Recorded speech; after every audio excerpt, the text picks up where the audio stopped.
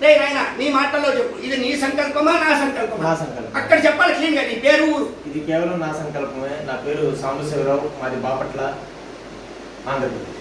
చెప్పాలి గురువు గారి మీద ఏ నమ్మకం? గురువు గారు చెప్పే దివ్యమైన వాక్యాలు, భక్తి గురించి చెప్పే, ఆయన చెప్పే విధానం గురించి నేను ఈ భక్తి మార్గంలోకి నడవడం జరిగింది.